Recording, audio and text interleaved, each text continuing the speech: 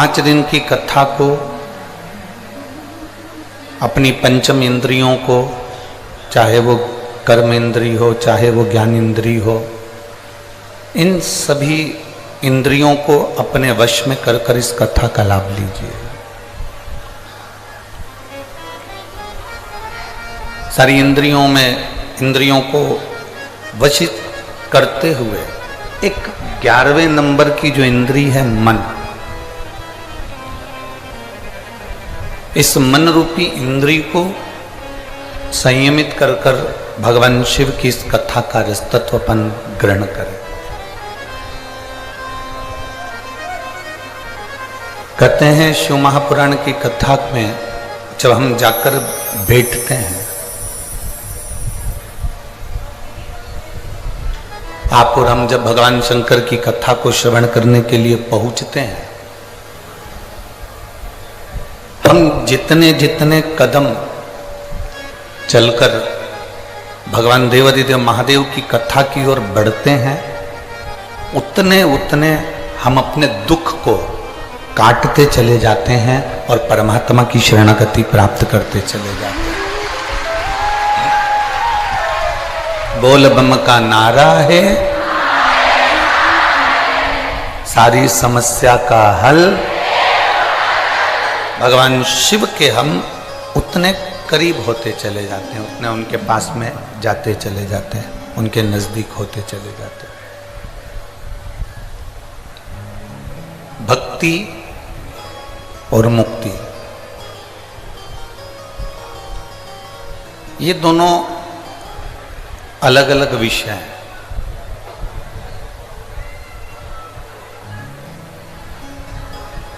हम जितनी जितनी भक्ति को धारण करेंगे, हम जितना जितना भगवान शिव की अविरल भक्ति को अपने भीतर उतारेंगे, फिर हमको मुक्त होने के लिए कोई साधन नहीं करना पड़ेगा।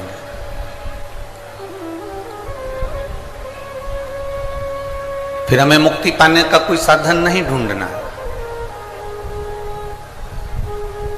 फिर हमारे देवादिदेव महादेव स्वयं हमको ढूंढने का प्रयास करते हैं। एक बात हमने पहले की कथा में कही थी, आपके स्मरण में होगी।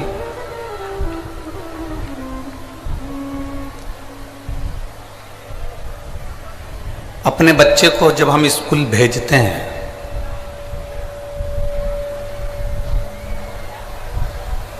उसको तैयार कर कर, उसका टिफिन बनाकर, उसका बैग तैयार कर कर, उसकी कॉपी पेन पेंसिल रबड़ सब रखकर जब हम बच्चे को स्कूल भेजते हैं, तो हमारी ये बेटे को लाड़ प्यार कर कर, स्नेह कर कर, वस्त्र पहनाकर, उसको बैग टांग कर, उसके मोजे जूते उसके सब पहनाने के बाद जब उसको स्कूल भेजते हैं, तो हमारे भीतर एक ये भाव उत्पन्न होता है कि ये शीघ्र आए, ये जल्दी से जल्दी वापिस आए। दुनिया की ऐसी कोई मां, दुनिया का ऐसा कोई पिता नहीं होगा जो बच्चे को स्कूल भेजता हो तो ये सोचकर भेजता हो कि अब ये जा रहा है, अब मत आना।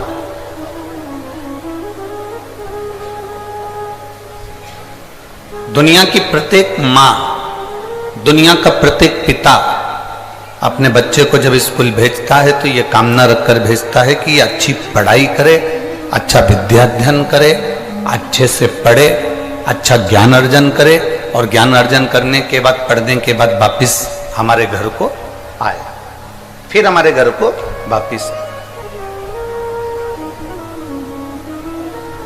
अब जैसे हम अपने बच्चे को स्कूल भेजते हैं और ये विचार करते हैं कि ये जल्दी से पढ़कर हमारे घर वापिस आए, कोई माता पिता ये नहीं सोचते कि ये स्कूल जा रहा है तो अब ना आए। हर माता पिता का मन होता है कि ये स्कूल गया है तो वापिस शीघ्र अतिशीघ्र लौट कर आए, अच्छी पढ़ाई करे, अच्छा विद्याध्ययन करे, अच्छे से पढ़े और वापिस हमारे घर में आ जाए।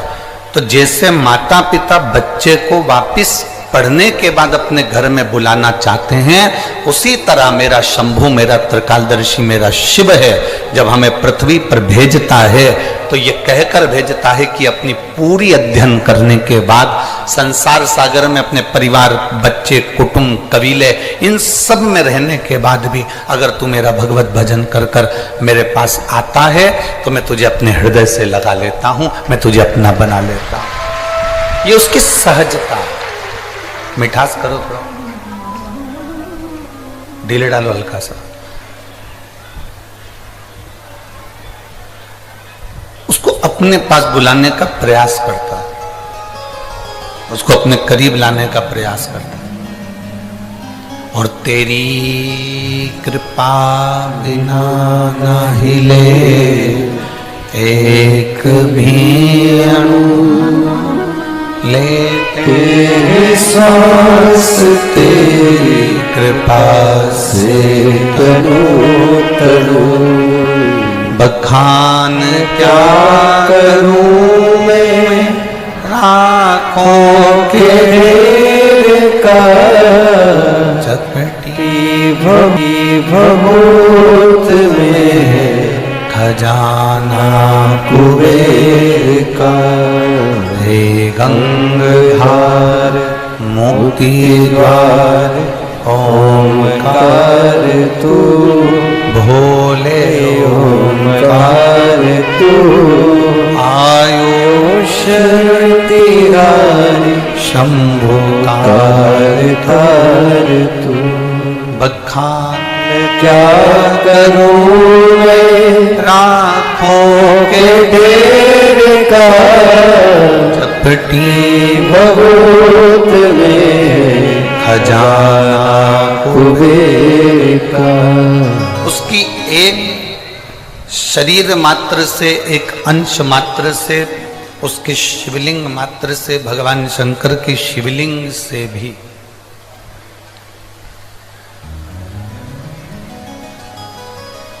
एक छोटी सी, थोड़ी सी शमशान की भस्म भी यदि उनके शिवलिंग को स्पर्श कर लेती है, थोड़ी सी भस्म, मात्र थोड़ी सी भस्म अगर उनके शिवलिंग को स्पर्श कर लेती है,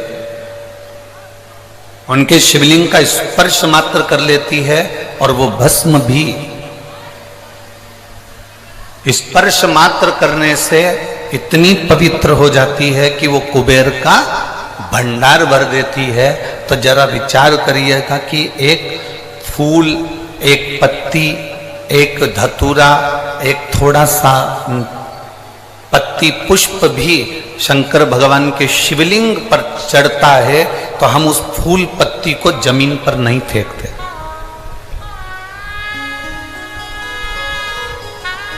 फेंकते हैं क्या?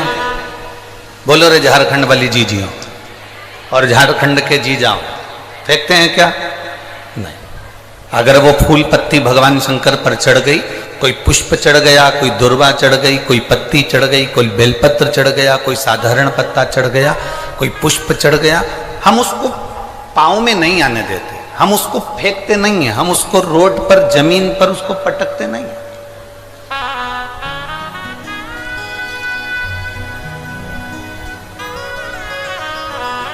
अब जरा विचार करिएगा, फूल पत्ती शिवजी के शिवलिंग का स्पर्श कर लेती है तो वो फूल पत्ती पाँव में नहीं आती, कचरे में नहीं फेंकी जाती, रोड पर नहीं फेंकी जाती, कहीं उसको पटका नहीं जाता, उसका विसर्जन किया जाता, उसको तुलसी में डाल दिया जाता, उसको किसी पौधे में डाल दिया जाता, उसको जल में डाल दिया जाता, उसको एकांत में कहीं विसर्जन कर दिया जाता।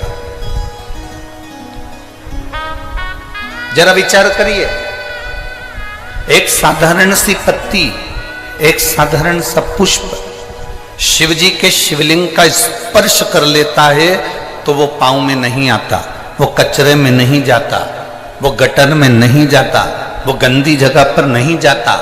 तो जरा विचार करना कि हम प्रतिदिन भगवान शंकर को एक लोटा जल चढ़ाते हैं और उसका स्पर्श करते हैं तो क्या हम नरक चले जाएंगे? हम भी तो अच्छी जगह ही जाएंगे, हम भी तो श्रेष्ठ जगह पर ही पहुंचेंगे।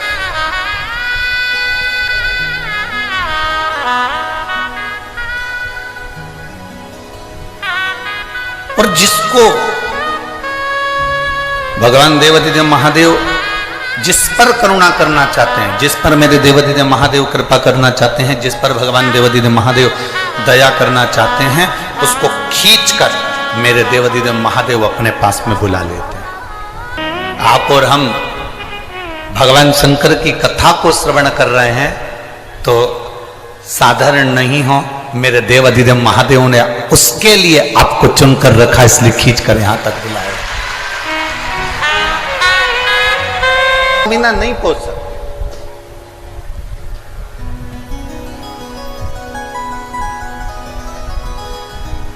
कई लोग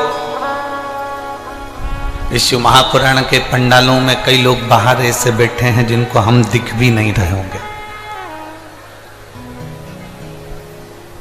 बोलो सही है कि गलत है? कई लोग ऐसे बैठे हैं इस पंडाल के इधर और उधर कि हम दिख भी नहीं रहे होंगे। पर एक निवेदन आप सभी से, टेंशन मत लेना,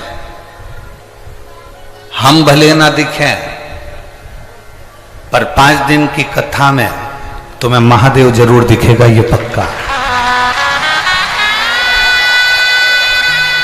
हमारे दिखने से कोई फर्क नहीं पड़ना तुमको कि महाराज ने दिखाया, हम कथा में गए थे, पंडित जी का दर्शन नहीं हुआ, महाराज जी का दर्शन नहीं हुआ, सीवर वाला गुरु जी का दर्शन नहीं हुआ। ना ना ना, आप और हम यहाँ पर शिव को देखने आए, आप और हम यहाँ पर भगवान शंकर को ढूंढने के लिए आए।